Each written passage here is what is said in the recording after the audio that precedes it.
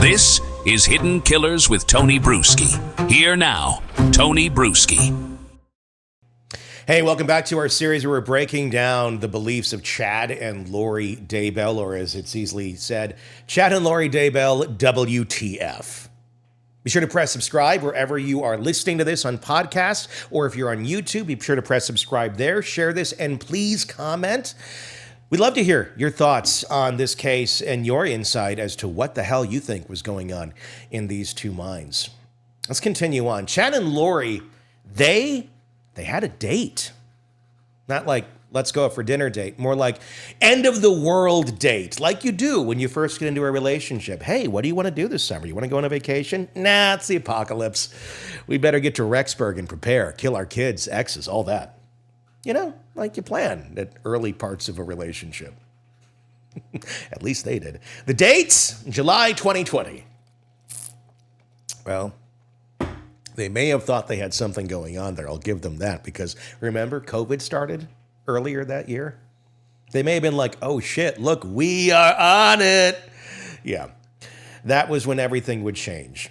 This was when the world, as we knew it, would come to an end. This was when the chosen would rise from the grave, the wicked would fall, and he and Lori Vallow would step fully into their divine roles. Yeah, it wasn't a vague prediction, the kind you could reinterpret later if things didn't really pan out. Or a lot of people, when it doesn't pan out, you drink a bunch of Kool-Aid and put on some Nikes and wait for the comet to come get us. I know I just intermixed two totally different suicides in mass that occurred historically. I know, they're two different ones. Jonestown and then, what was that one? I can picture it in my head. Bald guy. Heaven's Gate. There you go. Chad. He was confident. He had seen it. He claimed he had seen the visions and he knew that the countdown had begun. He knew that Casey Kasem was in the building and ready to count down the hits on American Top 40. Coming in at number 40, it's Chad Daybell with WTF. Lori, she didn't just believe it, she built her entire life around it. Because once you convince yourself that the apocalypse is only a few months away, you start making different choices about things. You start planning for a future that isn't coming. You cut ties with people who don't see what you see. You start preparing physically, spiritually, and in Chad and Lori's cases, strategically. And if someone is in your way, you don't have time to wait around for them to figure things out and get with it. This wasn't just about a general sense of the end is near. It wasn't a passive belief that someday, in the distant future, we don't know the time or date, which the Bible specifically says, Jesus Christ would return to earth. No. Chad's vision had told him that the apocalypse was right around the corner, and he wasn't alone in that thinking. For years, there had been growing subcultures within LDS communities that took end times prophecy much more literal than the official church did. These weren't people waiting patiently for the second coming while continuing to live their lives. These were preppers, groups of devout Mormons who believed that the righteous would soon be called to flee to a safe location before society collapsed. The idea had been floating around for decades, fueled by early LDS teachings that spoke of Zion being gathered and the faithful being led to safety. But over time, it became less about a metaphor and more about literal survivalism. You know, as marketing improved and people found better ways of selling food, freeze-dried in large containers. Because you need to have a reason to buy the stuff, so you better scare people to get it sold. Entire online forums, books, and conferences were dedicated to the idea that the government would soon crumble. Disasters would sweep across the land, and only those who had prepared, stocked up on food, weapons, and supplies would make it through. Chad had already written about this scenario in his novels, but now he wasn't just telling stories, he was telling people what was coming. And in Lori, he had found someone who was not only willing to believe it, but also willing to act on it. When Chad and Lori said that July 2020 was the date, they had limited time to prepare. Oh gosh, it's coming soon. What are we going to do?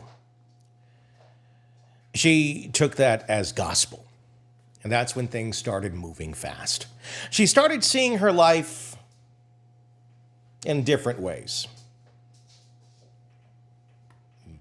That's expected. Why would she be looking at it as the past? The world was about to be wiped clean.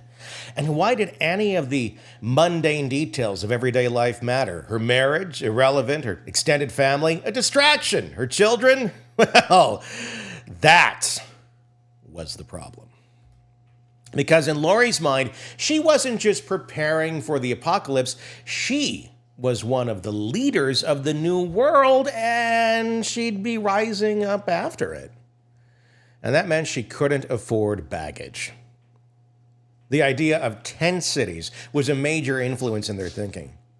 This was a belief among certain LDS individuals that when the final days arrived, the faithful would be instructed somehow, mass text message or something, to gather in designated safe zones, places where they would be protected from the destruction about to unfold. People who subscribe to this idea spend thousands of dollars stockpiling tents, freeze-dried food, medical supplies, and weapons, all with the understanding that at any moment they might receive the call to leave their homes behind and retreat to these hidden camps. What about all the stuff, though, that you have at home? That's a lot of stuff to travel with. That's a lot to load up. That's more than a suitcase to take to your camp. So why do you have all the stuff at your home and your camp if you're supposed to get to another camp? Maybe they didn't think about that part. Chad and Lori weren't just aware of this belief system. They were fully on board with it. Chad told Lori that they would be among those chosen to lead the righteous into the safe places. But there was a catch. Not everyone can go, okay? There's only limited seating for this feature event, okay? It's like the SNL 50. You gotta be a cast member or no one, or be really tight to get into this seating. And that's when things got dangerous. Because when you start believing that only the pure, only the spiritually chosen, only the light souls can move forward into the next phase of existence, you start looking around at people in your life and wondering, who makes the cut? And who doesn't? Lori, who had once been a devoted mother, started talking about her children as if they were obstacles. The people that normally you'd be like, yeah, these people are coming with me. No ifs, ands, or buts about it. Yeah, she was having second thoughts. Those little, they complain. They get in the way. She told people that her son JJ was difficult and that her daughter Tylee was rebellious. And as she and Chad became more extended in their apocalyptic thinking, she started speaking in a chilling new way, referring to certain people as already being gone. Not physically, of course, not yet, but in a spiritual sense. They began using the term zombies to describe people who, in their minds, were no longer truly themselves. According to Chad and Lori's twisted theology, a person could be spiritually dead, taken over by dark entities, rendered an empty shell, and if someone was a zombie, there was only one way to free them. You had to watch Thriller 5 times, click your heels together, eat a Mormon dinner properly prepared, and then you're good. Oh, wait, no. You had to kill them. Once you start thinking like that, killing someone doesn't feel like murder. It feels like a cleansing. See, it's about shifting mindsets. It's about shifting paradigms of reality to where you need them to be, so what would otherwise be horrible actions are not so horrible. They're justified, and what you're doing is right. That's the biggest thing and tenet, I think, to understand about their way of thinking, to try and reason in how they were able to justify this stuff in their minds. So in the months leading up to July 2020, the tension built. Lori cut more and more people out of their lives, dismissing family members who questioned her beliefs. When her husband Charles tried to intervene, tried to bring her back to reality, she dismissed him as a dark spirit, a man already lost, already beyond saving. And then Charles died. Shot by Lori's brother, Alex Cox. Yeah, shot. It wasn't just convenient for Lori. It was necessary for her new world order. Chad, meanwhile, had his own problem. His wife, Tammy, she was in the way of his future with Lori, their divine mission. Chad had prophesied that Tammy wouldn't be around much longer. Because if you prophesize it, doesn't make it wrong, then does it? And then suddenly, she wasn't around. By the time fall of 2019 rolled around, Lori's children, Tylee and JJ, were also missing. One by one, the people who stood in the way of Chad and Lori's end times vision started to disappear. Because once you believe the world is ending, once you convince yourself that your mission is more important than anything else, and once you declare that certain people don't belong in the new world that you're building, what is left to stop you? And why would you stop? But there was just one problem. July 2020 came, and nothing happened. There was COVID. That was going on. So you couldn't go to Chuck E. Cheese at the moment in time, but far from the end of the world. No apocalypse, no great cleansing of the wicked, no call for the righteous to gather in tent cities. The world kept turning. And Chad suddenly found himself in the same position as so many self-declared prophets before him. Didn't see this one coming. Staring at the failed prediction with nowhere to go. He wasn't the first to make this mistake. Throughout history, LDS figures and movements and fringe movements had come and gone, each convinced that they had figured out the end times timeline, only for reality to keep marching forward. From the 1980s, there was a group in Utah led by a man named John Coyle, who predicted that catastrophic events would happen within his lifetime. He even claimed that the righteous would be called to safety in prepared places. His followers waited and waited and waited, and nothing happened. Surprise!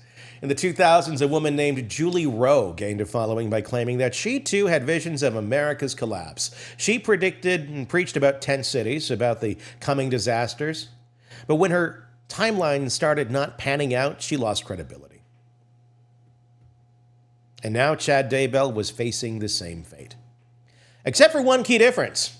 Most of these previous prophets were just embarrassed when their doomsday dates came and went. Maybe they adjusted their predictions, maybe they lost followers, but they didn't leave a trail of bodies behind them. Chad and Lori, however, they did. And when the world didn't end, when the clock ran out, and when law enforcement finally caught up to them, they were no longer just false prophets, they were fugitives. And they had nowhere left to run. Chad Daybell didn't just think he was special. He thought he had been special for a very, very, very long time. Not just in this life, but in many lives before it. This wasn't some vague belief in eternity, the kind that most religious people hold, the idea that their soul goes on after death. No. Something other than that. Chad was convinced that he had lived before, multiple times, multiple moral probations. That was the term he used, a phrase borrowed from the shadows of old, unofficial Mormon theology. It was, at its core, a version of reincarnation, something that the mainstream LDS Church has long rejected, because it wasn't on the tablets of gold that Joseph Smith decided to walk across the U.S. with, because that sounded legit too. And yet for Chad and Lori, it wasn't just an interesting spiritual concept. It was fundamental and foundational to how they saw themselves in the world around them. Because if you believe in multiple lives, you start to believe that you are further along than others, that you have learned more, grown more, evolved more. I'm just better than you. You start looking at other people. You start looking at other people not as equals, but as souls who are less developed than you.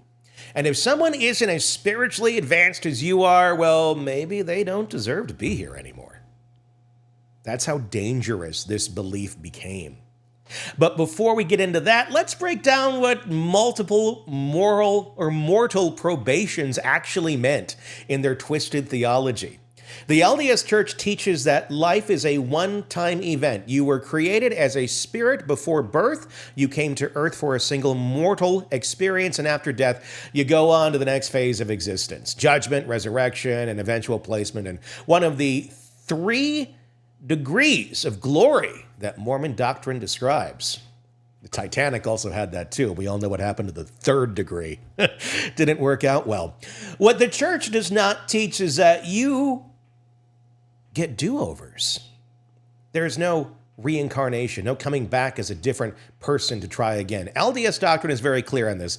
It is appointed unto men once to die, and after this, the judgment. One life, one test, one shot. That's their official rule book. But Chad took a very different approach. He claimed that the highest, most exalted souls, those closest to godhood, weren't bound by this, one and done system. Instead, he said they were sent back again and again, living multiple mortal lives as they climbed towards perfection. According to Chad, those who had achieved enough spiritual progression would continue to return in new bodies to help prepare the world for Christ's return. He believed that he and Lori had done this many times. Chad and Lori, in their past lives, they had been great spiritual leaders. He said that they had been together in previous incarnations, that their connection was eternal, and that their mission in this life was just the latest chapter in a story that had been unfolding for centuries, and had also been accounted for in many romance novels that used to line countless grocery store checkout aisles. Kind of. He didn't quite say that. But he did text Lori a very, very, very long story message that was kind of like that in a really creepy, weird way. You can listen to that here on the podcast channel as well, or on YouTube, a whole reading of their weird love letter back and forth. Oh, trust me, it's something. And Lori, already primed to believe she was special, didn't just accept this. She took it to the next level, because if Chad had been a prophet in past lives, who had she been? Lori didn't want to think of herself as just another woman, just another follower. She was too good for that. If she was part of Chad's divine mission, she had to become important. And so she started telling people that in her past lives, she had been a biblical figure, a goddess, exactly, the wife of a great spiritual leader. She believed she had been connected to the most powerful men in history, because of course she had, It wasn't enough to be special in this life. She needed to have always been special. This belief system wasn't just about who they had been, it was also about who they were now. Because in Chad's theology, each person on earth had a spiritual ranking based on how many lives they had lived and how much they had progressed. His own little, Casey's countdown. Some people were highly advanced souls, while others were newer, lower beings, bouncing off the countdown this week. And of course, Chad and Lori were at the very top, always. They're very close followers, those who accepted their teachings, who were also considered spiritually high-ranking. But anyone who doubted them, anyone who pushed back against their beliefs, those people were the less evolved. They were the dark spirits. They were not meant to continue into the next phase of existence. And that's where the beliefs became dangerous, because if you start seeing people as not as equals, but as souls of varying worth, then you start making judgments about who deserves to stay and who doesn't. And if someone's soul was too far gone, well, according to Chad and Lori, there was only one solution to that. This entire belief system didn't come out of nowhere. It wasn't something Chad just invented from scratch. It actually had roots, deep, old, obscure roots in the fringes of LDS history. Yes, someone else had already thought this up first. He wasn't that original. The idea of multiple mortal probations had surfaced before, but never in mainstream doctrine.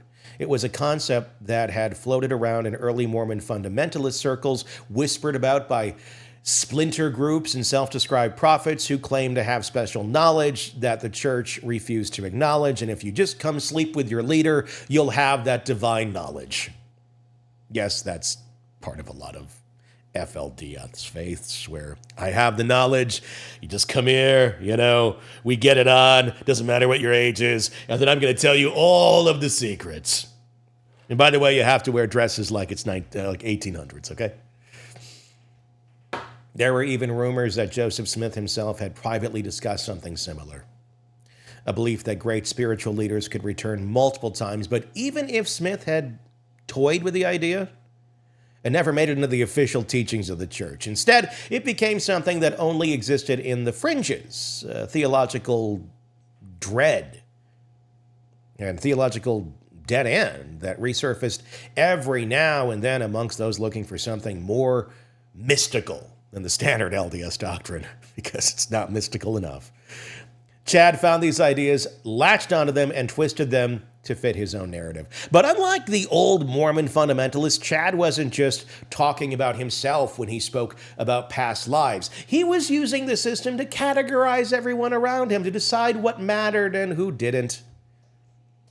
Because when you believe that your soul is the highest level, when you think you've lived dozens of exalted lives while those around you are spiritually inferior, the only way to go. It's only a small step to believing that you have the right to judge who stays and who goes. It's exactly what Chad and Lori did. The belief in multiple mortal probations wasn't just a harmless spiritual way or a theory for them. It was a tool, a way to justify what they were about to do. Because if someone was too far behind, too low on the spiritual ladder, then maybe their time on earth had just run out. Chad, Daybell, and Lori Vallow had a system. To them, the world wasn't made up of complex, flawed individual human beings. It was a chessboard, light versus dark, good versus evil, and they were the ones deciding who belonged on which side. If you were light, you were one of God's chosen. If you were righteous, spiritually advanced, that meant you got to play a role in the unfolding apocalypse. If you were dark, you were something else entirely. And once someone was labeled dark, their fate was sealed. This wasn't just a metaphor for good and bad people. It wasn't about morality in any traditional sense. Chad and Lori believed that they had the ability to see beyond the physical world, that they could spiritually diagnose those around them, separating the souls that were worthy from the ones that needed to be dealt with. At first, their system was just a way to rank people. They believed that some souls were more evolved than others, that certain individuals had lived multiple lifetimes and had risen to higher spiritual levels, while others were newer, lower beings and were still figuring things out. But the real turning point came when they introduced the concept of possession. According to Chad and Lori, a person could start out as light. They could be someone they loved, someone that they had actually trusted. But if their spiritual ranking dropped too low, if they became too dark, well, something would happen. A demon would take over, or in their words, the person would become a zombie. Yes, you start thinking about like Michael Jackson and Thriller or The Walking Dead. You don't want to be that. That seems kind of spooky. That seems kind of scary. And to understand just how horrifying that belief really was, you have to understand that what they meant when they said zombie, they weren't just talking about the undead brain-eating corpses. No, Chad and Lori's zombies, they were living people. Peoples whose original souls, follow along, people whose original souls had supposedly been forced out of their bodies, replaced by an evil entity. This idea didn't come from the LDS Church. It wasn't part of mainstream Mormon belief, but their warped theology. Once a person was possessed by a dark spirit, they were no longer themselves. Their true soul was trapped somewhere else, waiting to be freed. And how did you free someone from a zombie state? Simple. You destroyed their body. Easy enough. It's easy to see why this belief was so dangerous. Chad and Lori had effectively given themselves permissions to kill, with a built-in spiritual excuse. If someone was a zombie, then they weren't really alive anymore. Not in the way that mattered anyway. And if you believe that, once you convince yourself that certain people aren't actually people anymore, it becomes chillingly easy to justify getting rid of them. Zombie doctrine didn't appear overnight. It started subtly, almost harmlessly. Lori would talk about how certain people had low vibrations, how some souls were more righteous than others.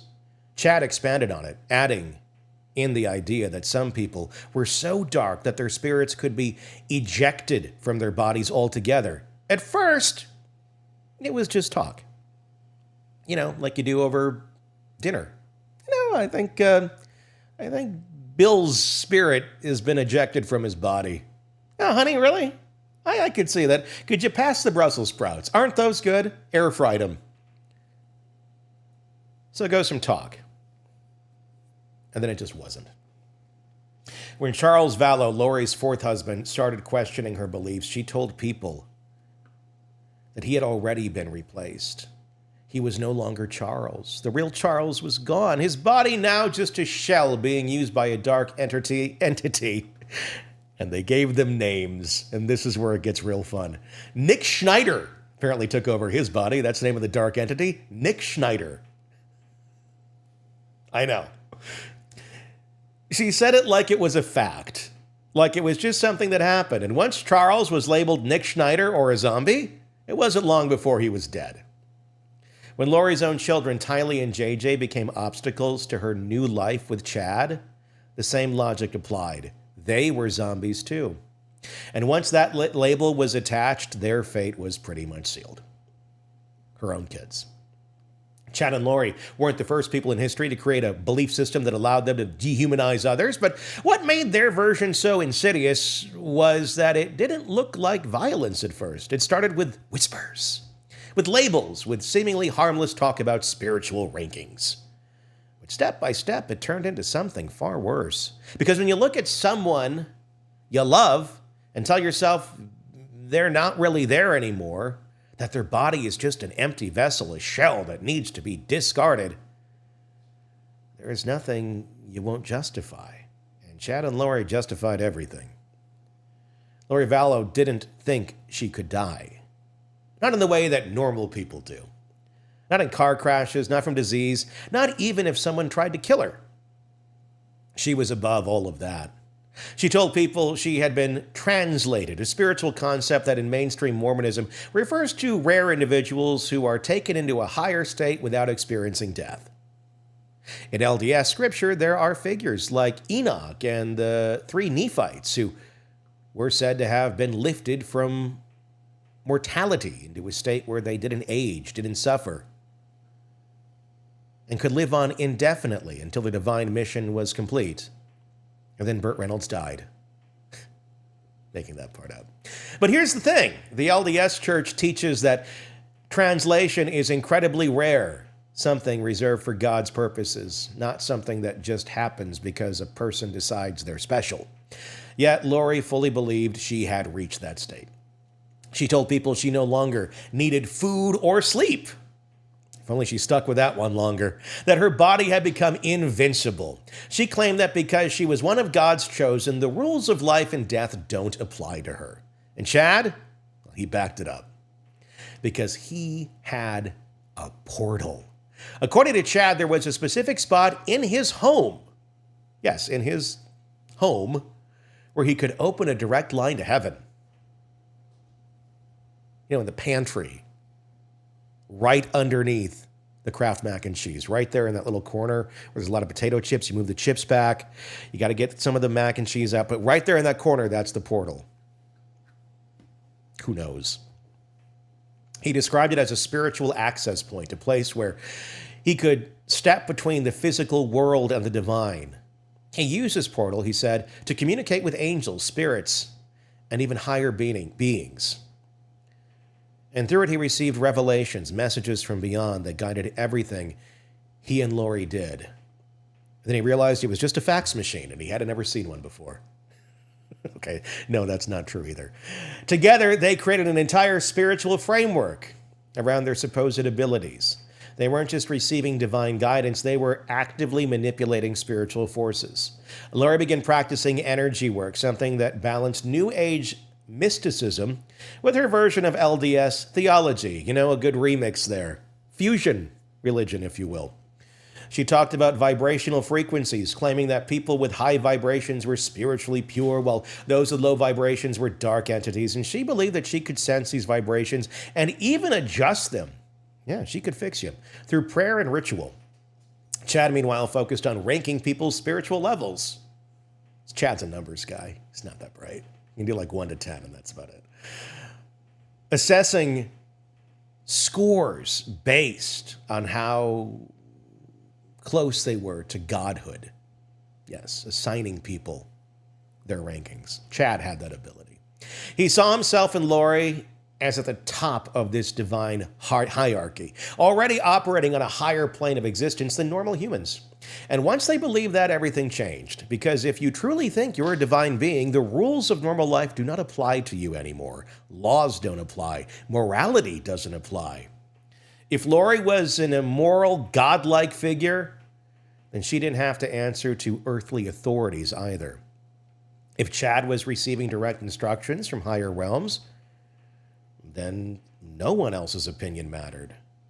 They weren't just special anymore. They were above everyone and everything. And once they believed that, nothing, not family, not love, not even human life was more important than their own mission. There's more to come in the Chad and Lori Daybell WTF story, as we continue to dive deep into their belief system and try to wrap our minds around just what the hell was going on in their minds as these tragedies unfolded. If you want more, be sure to press subscribe wherever you are downloading podcasts so you don't miss any of that. If you're watching us on YouTube, hit the subscribe button, hit the bell there. Please comment. Let us know what you think about what was going on with Chad and Lori Daybell. We got a lot more to come. Hit subscribe and stay close. Want more on this case and others? Then press subscribe now and don't miss a moment of true crime coverage from Tony Bruschi and the Hidden Killers podcast.